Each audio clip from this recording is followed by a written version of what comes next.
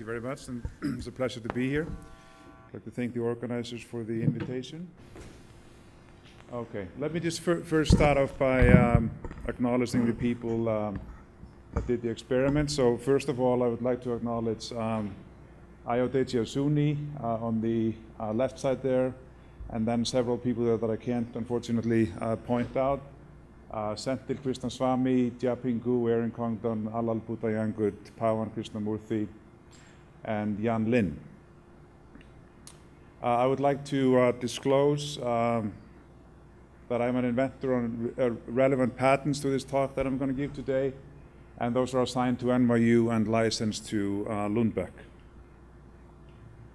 Now, I would like to start off, I sort of got into this field following the seminal findings by Dale Schenk showing that targeting amyloid beta with immunotherapy could clear these plaques from the brain. So the plaques are the base aggregates there, and I was sort of, thinking about maybe we could target them a little bit differently with potentially safer vaccines, but I was also interested in targeting the tau pathology that is shown there as tangled structures within the neuron.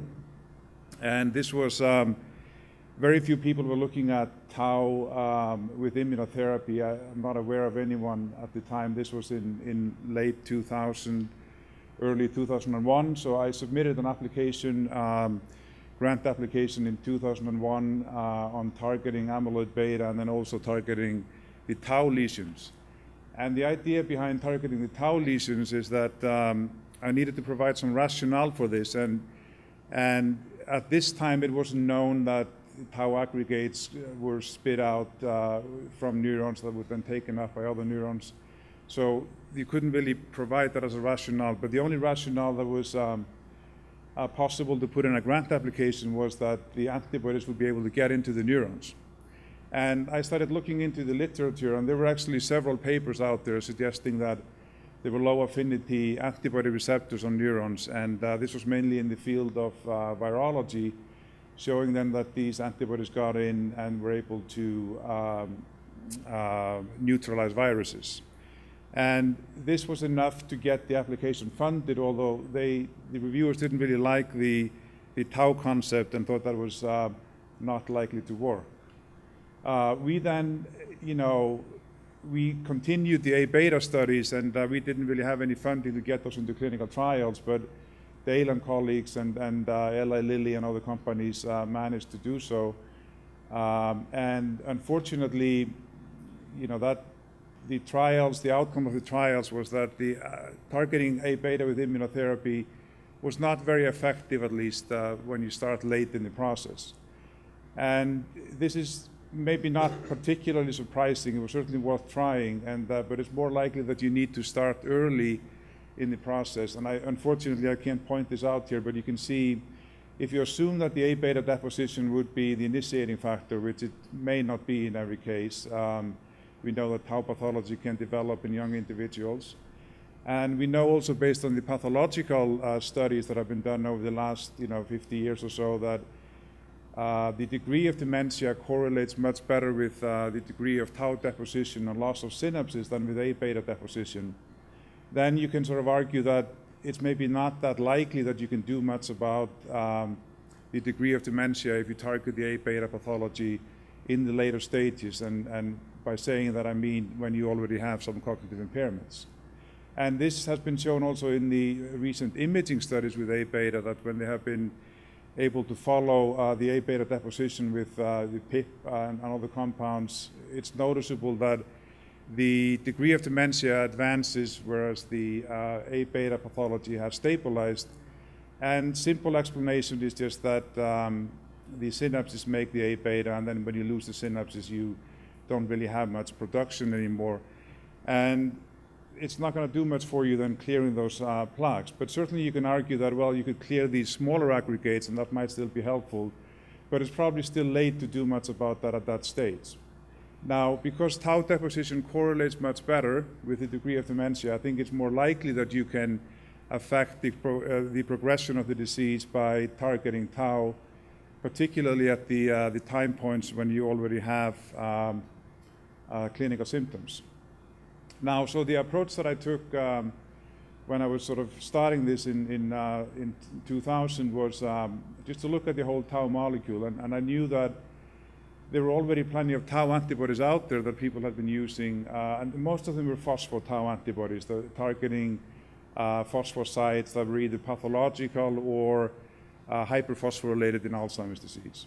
And one of the reasons why not that many people were going into targeting tau for therapy was also, compared to A-beta, is that it's about 10 times the size of A-beta, and it's intracellular, so it's difficult to target. And the approach that I took was very simple, just to look at the sequence of the tau, run it through these sort of typical algorithms that you look at accessibility, antigenicity, and hydrophilicity, and see which regions stood out. And most of these regions were the ones that there were already antibodies against, so it was not particularly surprising that those had been sort of successfully generated for basically to stain tissue and so on. But the region that stood out was the region around the epitope 396 and 404. That seemed to be sort of the most immunogenic region. So we started working with that, and then some other peptides, and this one gave us sort of the best immune response. And I'm not going to go through the details of these studies. This has been published over the years. So we started with an active immunization, then we followed up with PHF1 antibody, generously donated by Peter Davis. And we have sort of shown over the years that the tau immunotherapy reduces the accumulation of tau aggregates in different tangle models, mouse models only that we have been working with.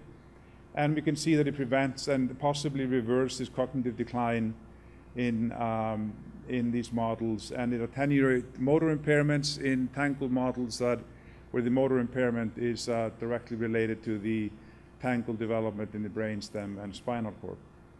Both active and passive immunization are effective, and more than one epitope can be targeted. And this has been replicated and extended by several different groups now. What I wanted to focus on here today is a little bit more sort of the mechanistic aspect of this. And we, in the original paper that we published in 2007, we wanted to try to look into this a little bit by seeing, did these antibodies really get into the brain, and did they get into neurons? So we took we didn't have any monoclonal antibodies at the time. We were sort of starting to work with Peter's antibodies, but we just took the IgG that we isolated from high titer mouse, and we labeled it with FITC, and then we injected it into the carotid artery.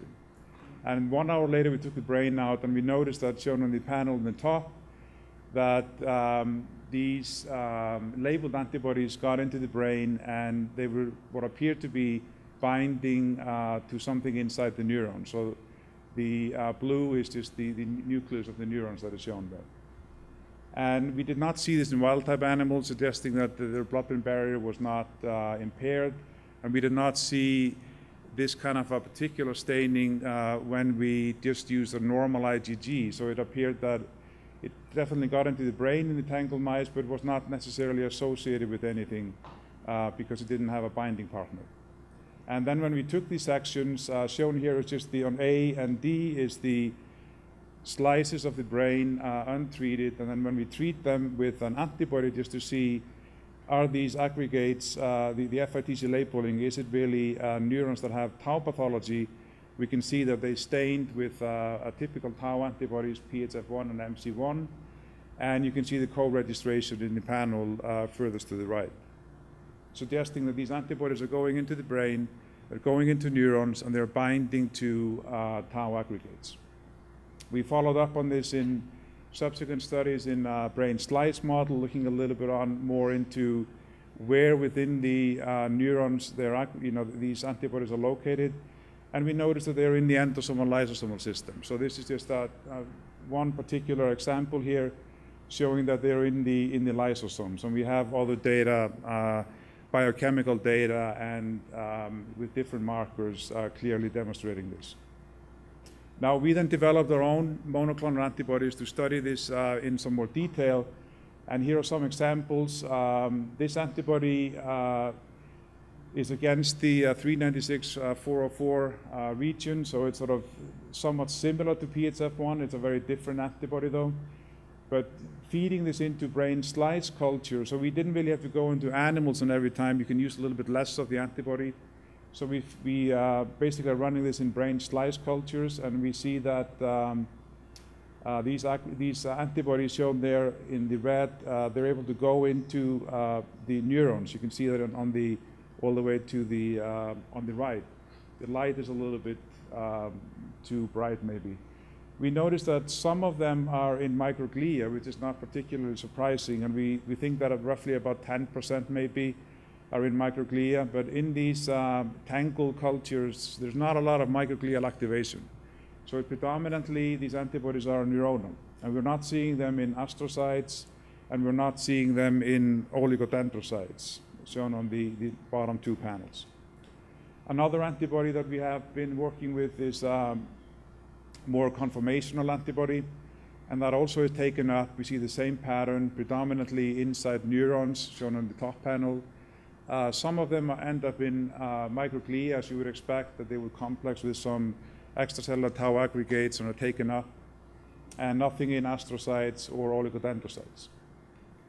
And we also notice that they have a different pattern of distribution within the neurons depending on the exact epitope that they're recognizing. So 46G7 is a little bit more analogous to PHF1. So this is just the sections are stained with PHF1 after the antibodies have been taken up into the cells.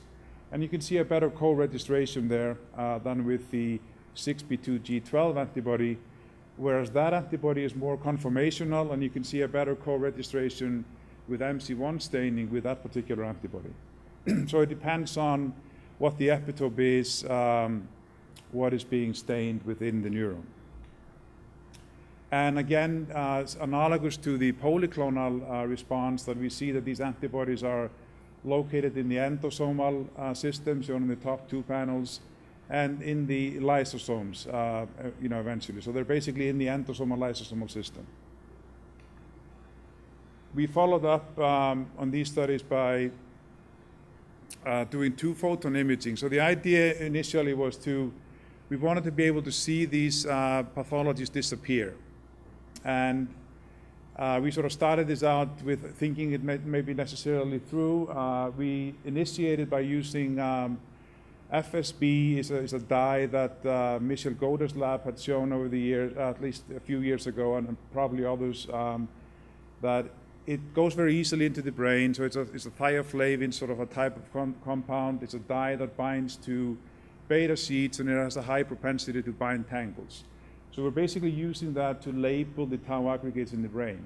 So we inject this into the, we tried carotid artery and IV, and we get the same kind of a pattern. So we see very easily that we can see the tangle pathology in the brain, and we inject the antibody at the same time. And then when we follow them over time, we can see that some of these aggregates that are we're basically co-labeling of the antibody bound to the tangles, those disappear, suggesting that perhaps the antibodies are dissolving these tangles. Now, it's certainly possible that we're just losing the signal, that there's a degradation of the antibody and a degradation of the dye in some of these cases, and we need to follow up on this with sort of a 3D histological analysis, most likely using sort of a clear brain techniques, and that's somewhat labor intensive, and we haven't gone there yet. But this is sort of suggestive that the uptake into the cells is somewhat likely to lead to clearance of some of the aggregates. Now, we followed up on this with more sort of quantitative methods. Erin Congdon in the lab radio-labeled the antibodies, and then she looked at the uptake, and I'm not showing a couple of images here indicating that the uptake is most likely through low affinity FC receptors. So what you did is that in the top panel you have brain slices, and you're seeing the uptake of the antibodies on the y-axis, and then we're increasing the dose of FC blocker, which is basically an antibody against the low affinity FC2 and 3 receptors. And we can reduce it by maybe about 30% or so. In the primary cultures, we get maybe about 80% blockades, and I think the difference between these two is that the access of the antibody is much greater in the primary culture, so it's easier to block this. But it's basically suggesting that the uptake is primarily through the low affinity FC receptors. And now you need to show that they actually have these receptors, and to showing you here some examples of that, they have both the primary neurons from tangled mice and also the brain sections have plenty of these receptors. And we see here also the antibody is taken up into the neurons, and both in the primary neurons and in the brain slice culture, analogous to some of the ones that I had shown you previously. It correlates very well with the degree of pathology shown here on the left panel, that these are just different animals with different degree of tau pathology, and when we incubated the antibodies in the brain slices and then looked at the tau levels later on, you can see that the higher the tau levels on the x-axis, the greater the uptake of the antibodies, or the retention. It's likely a combination of both, and this is not particularly surprising, but it also has some implications for potential imaging implications of this particular approach that I would get into a little bit later. But this seems to be very specific. That is, the antibody itself that you see in the panel on the right, the 46G7, gives a very high signal in a tangled mouse, whereas an IgG antibody, which doesn't have really a binding partner there, doesn't show much at all, and not much in wild type either. Now we can block this, so we looked at this a little bit differently, but instead of using FC blockers to block the receptors, we blocked the receptor-mediated endocytosis, which sort of should give us the similar results. And that's exactly what we saw, that when we used dancel cadaverin, which blocks clathrin-mediated endocytosis, we noticed that we got about 80% reduction, suggesting that the uptake of the antibodies is probably about 80% through that particular pathway. We did not see anything with cytochalasin D, which would block phagocytosis, suggesting basically that there was no contamination of microglia in the culture that would be interfering with the results.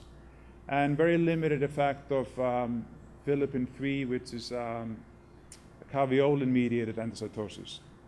And then we were able to, when we put the antibody in, that you can see in the panels on the right, that if you put the 46G7 in and you increase the dose, you get a reduction in the total tau levels, shown on the y-axis. There's a dramatic reduction in those levels, both in total tau and in phospho-tau.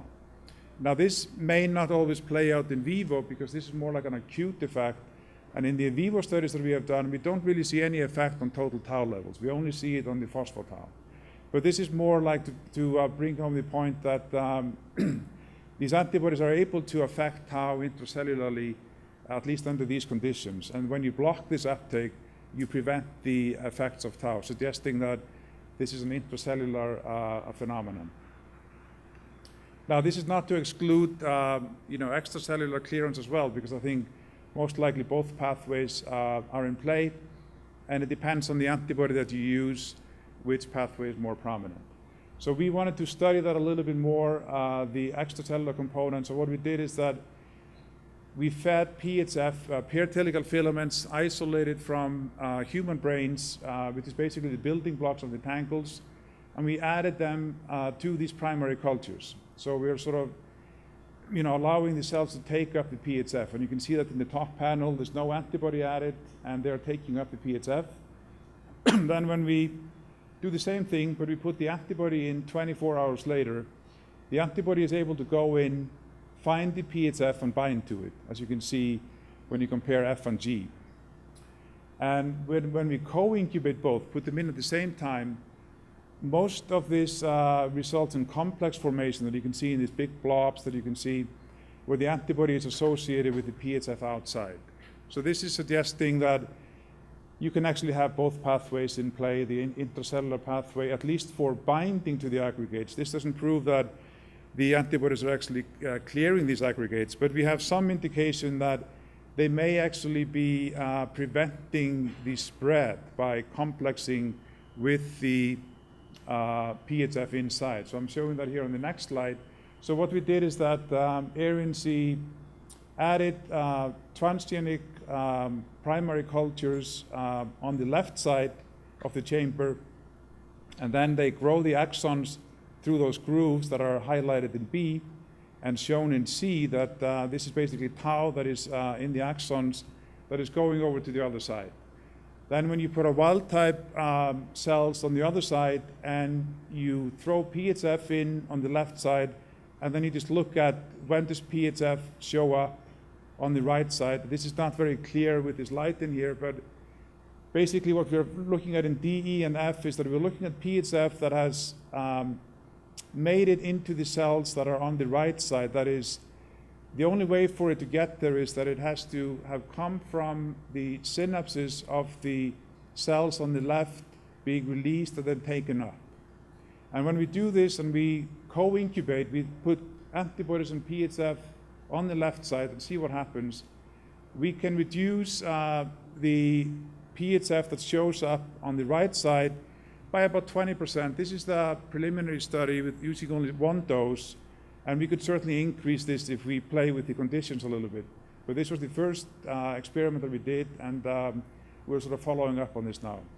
Now you can also, shown in the next panel, if you put the PHF in first, then you wait 24 hours, you allow it to basically go in, and then you put the antibody in. The antibody goes in, finds the PHF, and we think that it is then, by complexing with the PHF, it is reducing the secretion of the material into the extracellular cleft, and thereby reducing or the availability of PHF that is being taken up into the adjacent cells.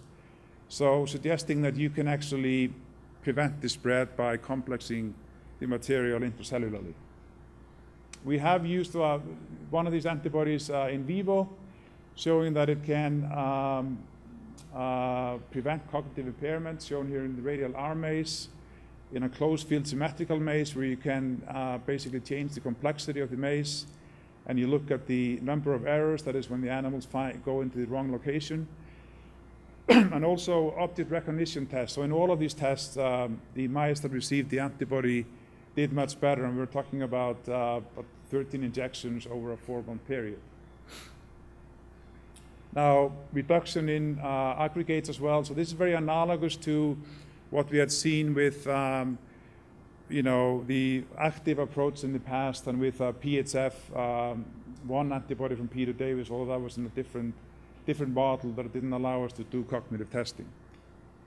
Now the mechanism, just briefly, what I have sort of shown you is that the antibodies are taken up by receptors, and we think that either the antibodies alone or the antibodies complexed with extracellular tau could be taken up this way. We see them in the endosomes, we see them in the lysosomes, and we know that tau aggregates can also accumulate in autophagosomes that are basically engulfing intracellular aggregates.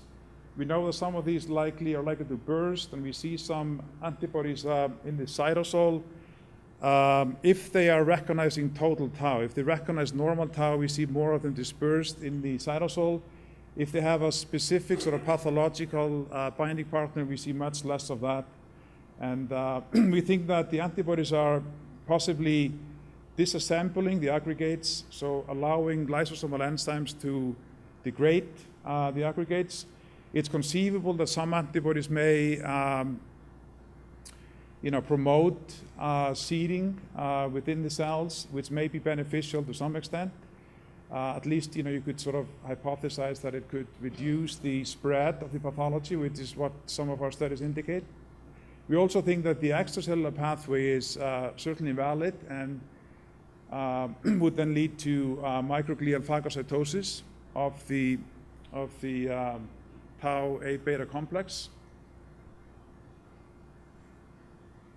And so basically multiple pathways in play. Now, briefly following up on this, I mentioned previously that the retention seemed to be greater when you had more tau pathology.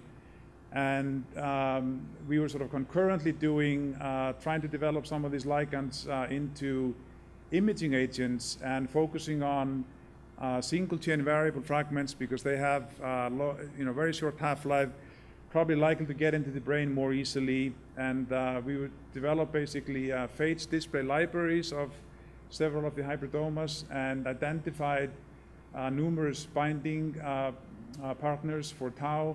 Just showing you some examples here. These are phospho-selective ones. You can see that here that they're predominantly recognizing phospho-tau. They pulled down Alzheimer's tau, shown on the panel there, the immunoprecipitation panel. So meaning that they're interacting with tau in pathological tissue that has not been fixed, suggesting that they could do the same in vivo. And then when we take them and we add them to basically human sections, basically used for staining, we see that they stain a lot of neurons that give us more staining than PHF1, but they are co-localized. So they are picking up what appears to be at least some of the PHF1 epitopes, but possibly they also have other epitopes. These are small fragments, small antibody fragments that are likely to be different, even though the epitope is the same, and very limited in control tissue.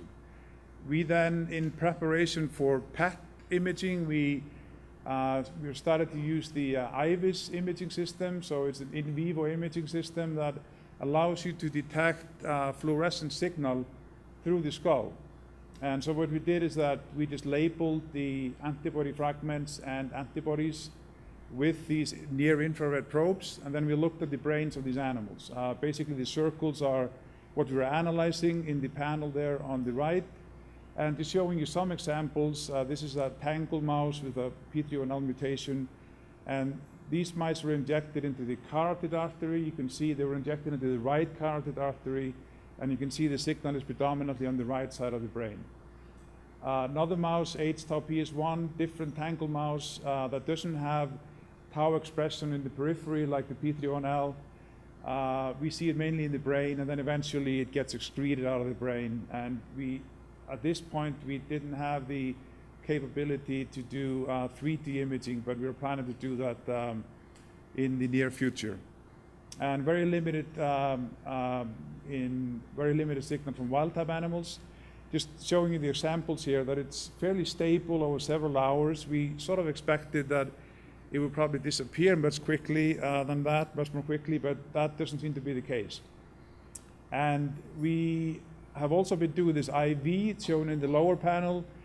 We can then look at the animals much faster because there's less prep time after the injection. And you can see this both with the blue is the fragment, and we can also see this with the parent antibody quite prominently. And we haven't compared the two in the same animals, but we have now done this in maybe about 40 animals or so, and this is very consistent. The pattern is the same, that it takes maybe 7-8 days for the signal to go down to close to basal levels. And we think that what is happening is that these fragments are going into the brain, and they're ending up in a similar place as the antibody. So they end up associated with tau. You can't see it so well with this light, but they're basically associated with tau aggregates inside the neurons. And we also see that they're in basically the endosomal lysosomal system, but I don't have time to go into that. And very limited in the wild-type animals, if anything. We did some correlations that are ongoing. Shown here on the y-axis is just the signal from the IVIS. That's basically the yellow signal that you were seeing. And then the brain signal is the signal of the probe in the section after we take the brain out. Correlates very nicely. And the signal from the sections correlate very nicely with the brain tau pathology. And also when you do the signal from the instrument to the brain tau pathology, you get a very similar pattern there, suggesting that these ligands they're certainly useful for experimental use in animal models, and we're hoping that they may also have implications for human use, and we are sort of planning to follow up on this with PET imaging. And I think that the advantage of these ligands for this purpose over let's say, the tau dye-based compounds is that you can get a better idea if you use antibody fragments about the epitope profile of the pathology in the brain. And if immunotherapy turns out to be successful targeting tau, you could sort of tailor-make the treatment for the particular epitopes that are most prominent in the individual. It's likely to be often very similar epitopes, but you could still sort of fine-tune it with this approach. And I think overall, just briefly, that this approach is promising for both therapy and for imaging, and I think that you can likely use it later in the process than targeting A-beta, whereas A-beta is probably more appropriate for prophylactic treatment, which is of course more complicated to do. And thank everyone again for their contribution and support from various sources. Thank you very much.